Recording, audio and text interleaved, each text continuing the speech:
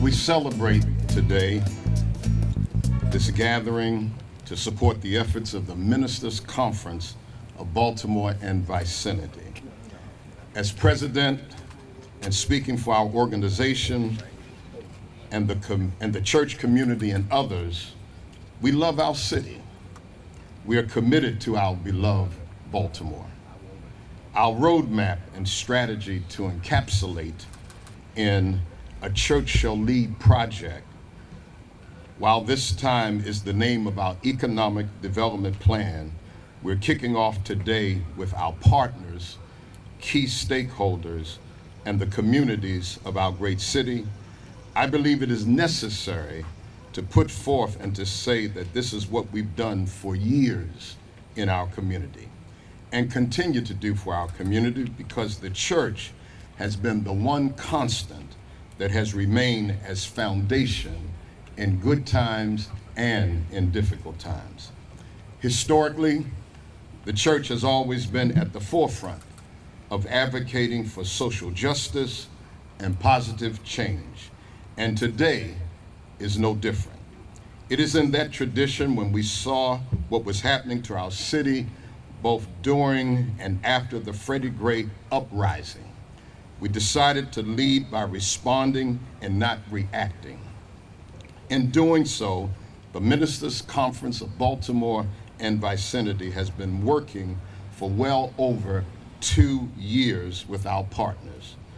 Together, we took a long, hard look at what was happening to our city, and more importantly, why. We have met with communities from Park Heights to Poppleton, and Moravia to Maryland Avenue, and more. Working with partners such as our historically Black colleges and universities, the Greater Baltimore Chambers of Commerce, the Governor's Social Determinant Task Force, and many more, we believe a unique and stellar relationship, such as the one I just named, could benefit Baltimore greatly. Listening to the people of our city, with the support and the backing of our Mayor Jack Bernard Young, by availing city services and resources to support the planning process and implementation in part, we have not only been able to properly analyze what has been happening, but develop a plan to address its issues, and particularly of the violence and the hopelessness. In doing so, I must say, we have heard many negative attributes ascribed to our city by onlookers and members of the community, which cannot be discarded. When sitting down with community, business, and elected leaders, we never once heard anyone say they didn't love or want the best for our city, our Baltimore. This plan and the Church Shall Lead economic development plan will allow us to do just that by serving as a roadmap or blueprint, if you will, if we can coalesce not only clergy and community, but all who want to come to the table and partner with us to join in the resurrecting of communities across the city of Baltimore. If we can do that, and we will, our city will move to a higher place as a desired city to live in. In order to accomplish this primary goal, our plan is to have the communities be the central point for turning the city around by implementing faith-based economical development hubs and business districts located within those communities. To date, we have 5 established hubs. The first one being the one that we're meeting at today, the Gospel Tabernacle Baptist Church, and 4 remaining being St. Martin's Church of Christ, the Greater Harvest Baptist Church, the Berean Baptist Church of Baltimore, and the Bilingual Church of Baltimore. We also have 2 in training, the Open Bible Baptist Church and the Bethany Baptist Church.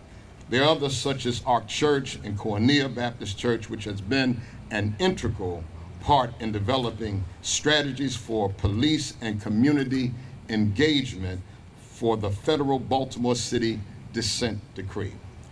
These hubs will have and serve to ensure the community is an integral part of the current transformative work being done to recreate Baltimore in the areas of workforce development, small business development, safe and healthy community living via the collaboration and co-location of city and other relevant services. The creation of affordable housing and educational opportunities for the current residents and those who are interested in Baltimore is important to us.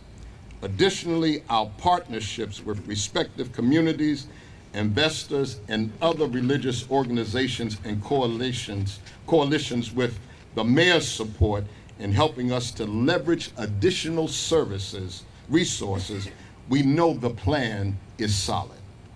We will have the desired outcomes to seek to attain and serve as a model to aid other urban communities that are going through what Baltimore is currently experiencing, to find their way to a better day, a better season, and for all who live in an urban center.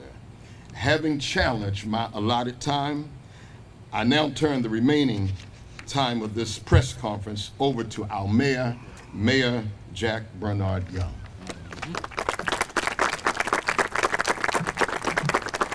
Thank you, Bishop. Thank you, Bishop, and good morning. First, I'd like to acknowledge the elected leaders that are here today. The only one I've seen so far is Councilman Leon Pinkett. I know that Senator Antonio Hayes was supposed to come. I guess he's probably on his way. And Delegate Cheryl Glenn. I want to recognize all of the ministers here, but in particular Bishop J.L. Carter, the president of the Ministers' Conference of Baltimore and Vicinity. I used to say vicinity. Vicinity. And members of the Greater Baltimore Black Chambers of Commerce. I'm happy to be here today to join the Ministers' Conference of Baltimore and Vicinity as they kick off their "And the Church Shall Lead" economic development plan. This is a plan focused on economic and community development in Baltimore City, communities in partnership with the Mayor's Office and other stakeholders. The primary goal of this plan is to implement faith-based economic development hubs and districts throughout the communities of Baltimore City. These hubs, working with city, community, investors, and other religious organizations and coalitions, will serve to ensure that the community is an integral part of the current transformative work being done to recreate Baltimore, especially in the areas of workforce development, small business development, and safe and healthy communities living via the collaboration of city and other relevant services. That, coupled with the creation of affordable housing and educational opportunities for the current residents and those who are interested in coming to live in our great city, makes for a great foundation. I'm excited about the work and we will do and live, we will enrich with this partnership. I just want to again thank all of the ministers who are assembled here, business leaders, elected leaders, community leaders, and everyone that want to help us to change the dynamics of this city, all for the better. And we're going to be inclusive with every walk of life, the young, the old, the middle-aged, the white, the black, the Hispanics, every nationality, every race, every creed. We're going to work with, and we're going to transform Baltimore like you've never seen it before. That's right. So again, Pastor, Bishop, thank you all for your great work. That's right. And we look forward to working with you and partner with you to do the things we need to do to reclaim our city and put the charm back in That's right. Baltimore That's City. right. Thank you.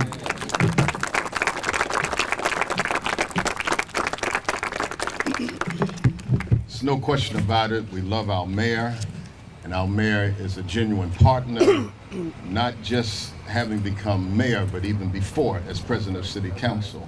And we appreciate his work. And even in my personal situation, it goes back even as city council. And so we thank God. We thank God for every one of you who have come to be a part of this. And we look forward to the partnership. We look forward to resurrecting Baltimore to the place where we know that it can be, and even beyond that. We will now have questions for any of those who may have questions. What is this? I mean, are you creating a CDC, a development group? Can you give us some more details? We want to transform Baltimore. The church is in every community. We're already a part of the ground floor. We're part of the grassroots effort. And we meet every Sunday. We meet all during the week. And so we have a direct contact with the community like no other entity. What's the new step being taken today with all the different churches? Partnerships coming together. It's not just the church, but we have the city government, we have the state government, and there will be other partners, investors participating in. Never before have there been an organization such as ours coming together, unified to make a difference for our city. Is there going to be an economic development? Over here. Yes, can we get the ministers, the bishops, and clergymen to come out of the church and get to know the people in the community and find out what they want? We're doing that. That's a great question, great question. And if you ask this crowd, you'll find that we're doing it. But there are others that we want to do, have them to join us, just what you said. Because the church can and will and has made a tremendous difference in our community. And our mayor understands that. Our mayor understands that. That's why he's with us, because we have a network like no other. Is there a strategic plan or something? We do have a strategic plan. Are you going to develop that and release it? Or When the time comes, we will unfold that. But we do have a plan. It's called "And the Church Shall Lead," and we will get you more details on that. This is not the place to spell it out in detail, but we are committed. And you need to know our organization is more than 110 years old. Timing, that's all. Timing is very detailed. We got 245 people still in that city. Absolutely, absolutely. Working on timing. Absolutely. It took us 2 years to pull all the partners together, to pull things together. And we believe too that as we continue to be focused and direct about where we're going, we believe that we're going to have the change that is needed. And when we look at this community, has there been any commitment for people is killed in this community, and the Okay. churches have never came out to do anything. The what? The churches have not came out. to do That's anything. not quite correct. That's not quite correct. Right here on North Yeah. Avenue and Roosevelt. Yeah. All That's, the time. that's It's not. shooting there. It's folks standing out on the corner. I'll be more than happy to give you our schedule, and you can join us as we go out this week. We'll be going out this week as we have been going out. Tonight, we're going out tonight. Okay, I want to thank again the mayor. I want to thank again all of you who have come, and we look forward to your support going forward. Thank you much. Amen. So what's the city's component of this partnership? Are you providing grants? Are you providing personnel? We're sitting at the table, and wherever we can provide assistance, we will do that. We've been meeting with the ministers for a while now. They have met separately to talk about what they want from the city. They talk about raising money, and just like any other economic development, any resources that they need that we can provide, we're going to do it because it's all about the community. This is their tax dollars. This money does not belong to me. It does not belong to the city council. It belongs to the citizens of Baltimore. And whatever they need to reshape and rechange the image of Baltimore, I'm a partner in that. Thank you. Thank you, guys.